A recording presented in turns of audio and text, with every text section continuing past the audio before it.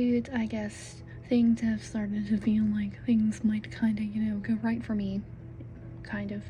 Or better than normal. So, as we enter spooky season, I hope to have a good holiday. So, yay. For the yes section, Promised Land. This fun little drama about a wine vineyard and the drama of a family. I love seeing drama with rich people. I don't know why. Rich families, it's just so chef's kiss. I don't know. Skeleton Knight in Another World. I know isekais again, something I low-key hate, but keep finding ones to love. Another story I'm jealous I didn't write. So a man wakes up in another world as the character he created in a game. It's never quite explained how he got there, which I actually quite enjoy. The Wolfman, a reboot to the classic Wolfman, and I thought this was a really good take on werewolves and period pieces in general. I love monsters and period pieces. The Eye. After a woman gets an eye transplant to see, and she has been given the eyes of a witch who is possessed by demons, so yeah, that's unfortunate. My Senpai is amazing. A wholesome anime that brought me to tears multiple times. A workplace romance, and I'm jealous because when is it my turn to be happy? Okay, The Free Fall. This movie took a turn. I thought it was like a stalker abduction movie the whole time, but no. She doesn't know where she is because she's possessed by a demon, so yeah, came out of nowhere, but it was amazing. Phenomena. Even though it says creeps, the one I watched was called Phenomena. I don't know which one it's actually called, but anyway, it's a girl who has the ability to be in control of bugs and to have a connection with them. Naomi. DC might not be the strongest with their movies, they're hit and miss, but they do have such an amazing job with their shows. Like, Naomi is an alien that is the key to unlocking the multiverse, which is cool for future shows and movies and all that if they start connecting their worlds, which I hope they do. Ride Your Wave. An adorable yet sad story about a couple falling in love. Sadly, after his death, she stays in contact with him by singing anytime she's near water. It's really sad, actually. My Hero Academia World Heroes Mission, just in time before season 6 starts. Probably my least favorite out of all the movies, but I liked how it focused mainly on Deku. That was cool. I just killed my dad. A boy calls 911 to tell them he just killed his dad. Comes to find out his dad also kidnapped him and he's been missing child for like a decade. And I was like, wow, okay. Elvis. Not exactly the biggest Elvis fan in the world, but this movie is gorgeous and was so well made and written. You can't help but enjoy the movie. And Austin Butler was such an amazing actor in this role. It was like made for him. Euphoria. I finally got around to the show, and yes, Zendaya is here, so I'm watching it for Zendaya. Literally almost all the men characters in this are written terribly. I know they probably did that on purpose, but I wish they wouldn't have done that. Okay, Promising Young Woman. This woman pretends to be drunk to catch predators who try to rape women, and it's quite entertaining. Then she gets back at her rapist, but at the cost of her own life, so I mean, it's kind of okay.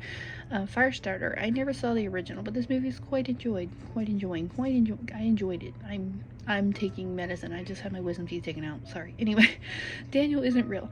So this boy makes a friend who apparently turns out to be imaginary, but then it turns out he's actually a demon. So wow. Kaomi can't communicate in this precious anime, a romance anime by the way, about a girl who has extreme social anxiety. This show is adorable and has such a cute concept. I love it. Sonic the Hedgehog Part 2.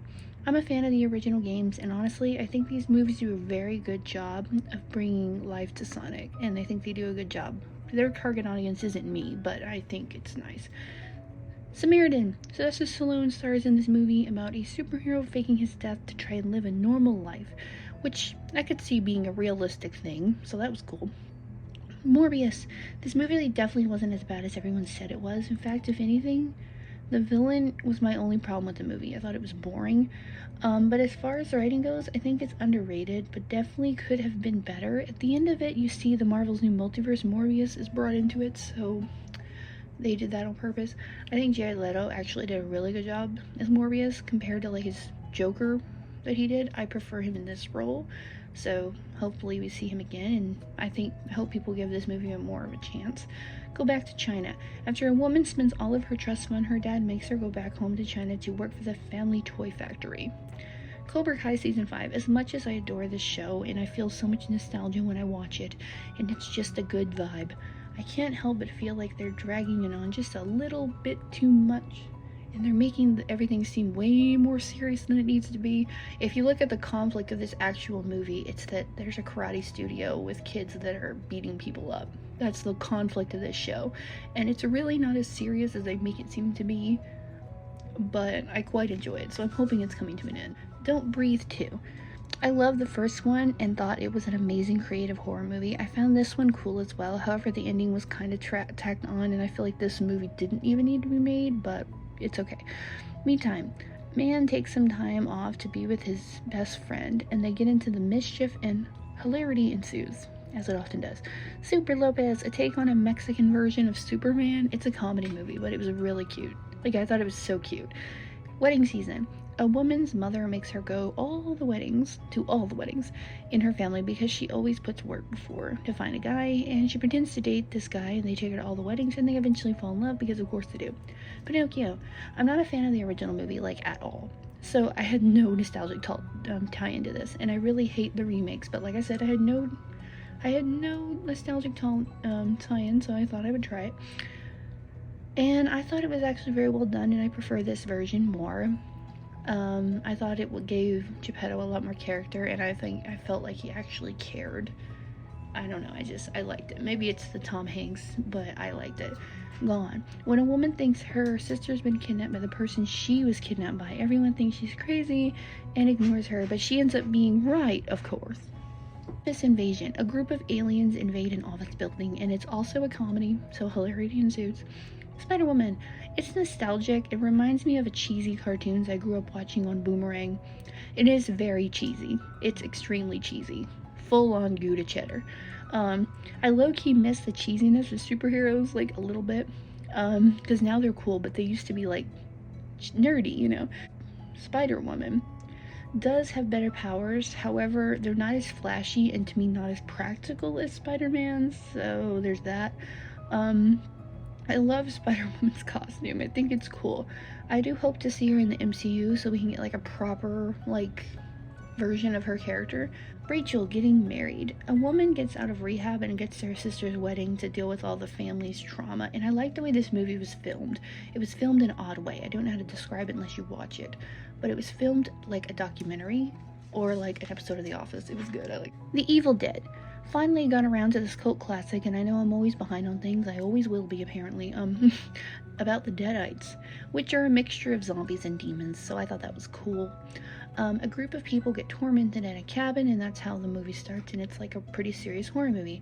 Well, Evil Dead 2, we come around and we have a total shift change.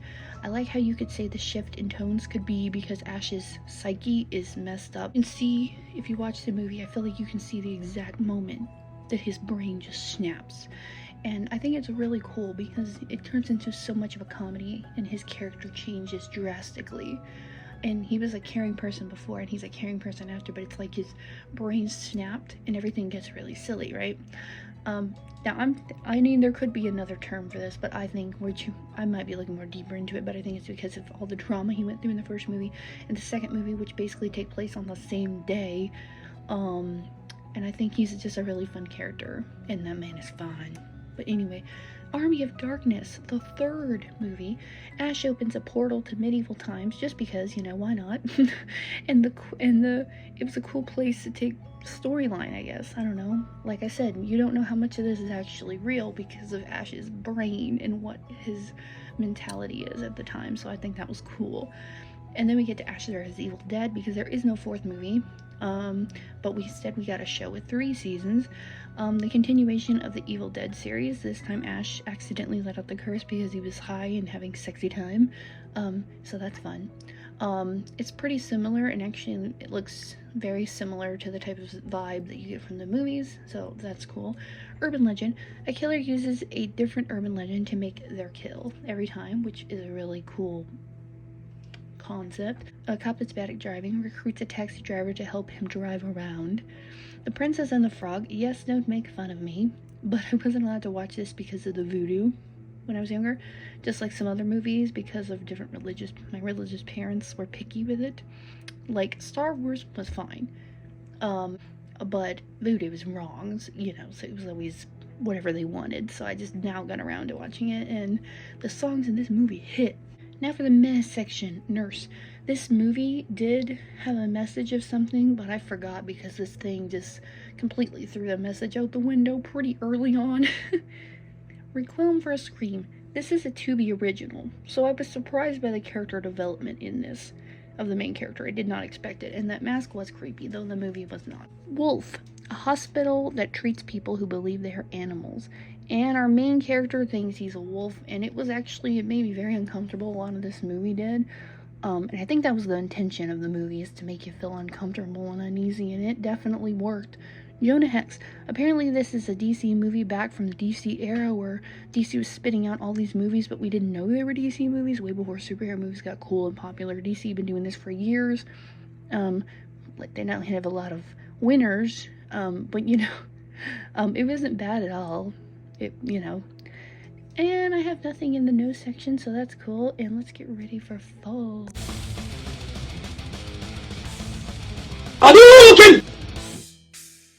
Finish him!